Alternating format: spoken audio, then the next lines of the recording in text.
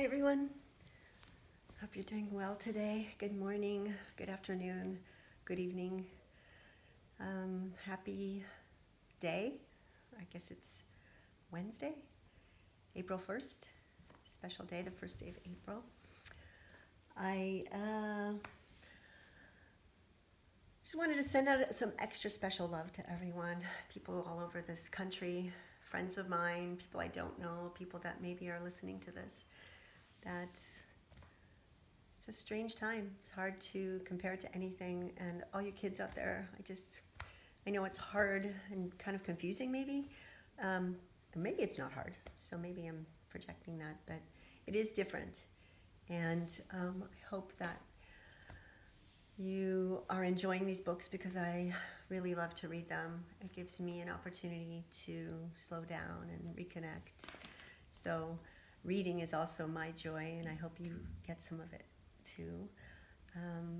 These books are always dedicated to my grandsons, Rome and Calvin, and my niece and nephew, Raylan and Easton, and Kaya and Neela, and to all of the children out there, and to all of the grown-up children.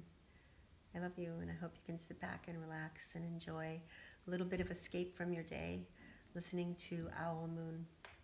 And I choose these books too randomly, and they always have some beautiful message.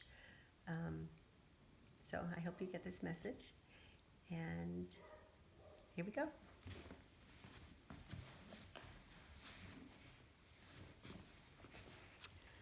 Owl Moon by Jane Yolen, illustrated by John Schoenherr.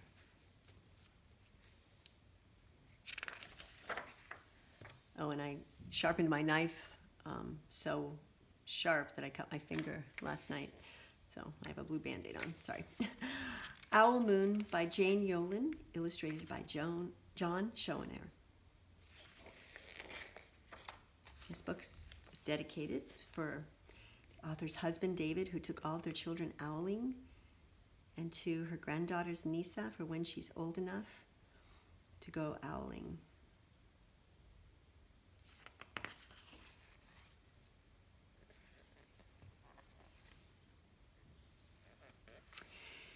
It was late one winter night, long past my bedtime, when Pa and I went owling. There was no wind. The trees stood still as giant statues, and the moon was so bright the sky seemed to shine. Somewhere behind us a train whistle blew, long and low, like a sad, sad song. There they are. I could hear it through the woolen cap Pa had just pulled down over my ears. A farm dog answered the train, and then a second dog joined in. They sang out, trains and dogs, for a real long time. And when their voices faded away, it was as quiet as a dream. We walked on towards the woods, Pa and I.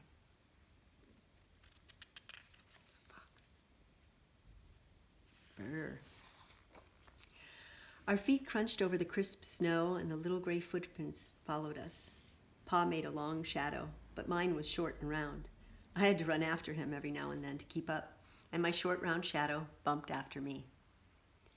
But I never called out. If you go owling, you have to be quiet. That's what Pa always says. I had been waiting to go owling with Pa for a long, long time. We reached the line of pine trees, black and pointy against the sky, and Pa held up his hand. I stopped right where I was and waited. He looked up, as if searching for the stars, as if reading a map up there. The moon made his face into a silver mask. And then he called, the sound of the great horned owl.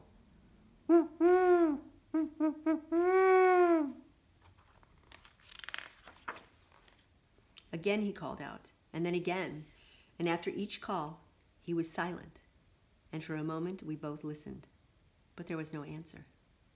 Pa shrugged, and I shrugged. I was not disappointed. My brothers all said sometimes there's an owl, and sometimes there isn't. A raccoon. A lot of animals in that forest. We walked on. I could feel the cold as if someone's icy hand was palmed down on my back, and my nose and the tops of my cheeks felt cold and hot at the same time. but I never said a word. If you go owling, you have to be quiet. You have to make your own heat.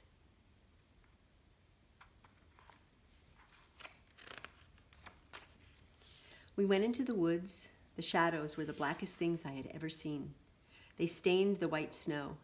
My mouth felt furry, for the scarf over it was wet and warm. I didn't ask what kinds of things hid behind the black trees in the middle of the night. When you go owling, you have to be brave. A little, I don't know what that is. A little mouse or rat? Then we came into a clearing in the dark woods. The moon was high above us. It seemed to fit exactly over the center of the clearing, and the snow below it was whiter than the milk in a cereal bowl. Beautiful. I sighed, and Pa held up his hand at the sound. I put my mittens over the scarf, over my mouth, and listened hard. And then Pa called,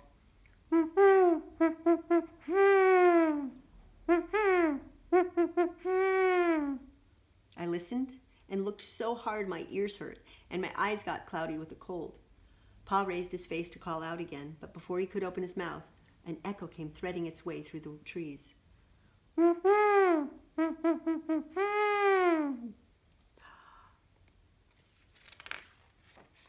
Pa almost smiled, and then he called back, just as if he and the owl were talking about supper or about the woods or the moon or the cold. I took my mitten off the scarf off my mouth, and I almost smiled too.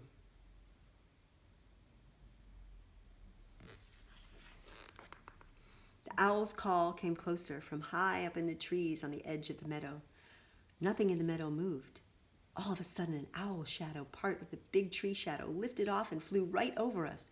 We watched silently with heat in our mouths and the heat of all those words we had not spoken. The shadow hooted again. Oh, there it is. Pa turned on his big flashlight and caught the owl just as it was landing on a branch.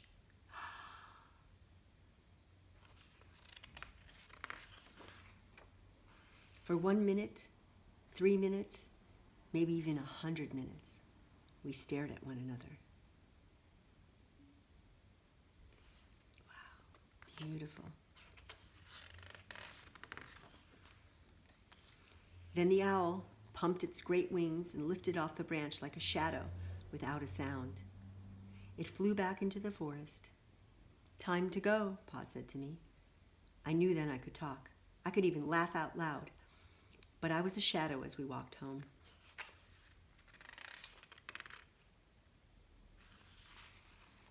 When you go owling, you don't need words or warm or anything but hope. That's what Pa says. The kind of hope that flies on silent wings under a shining owl moon.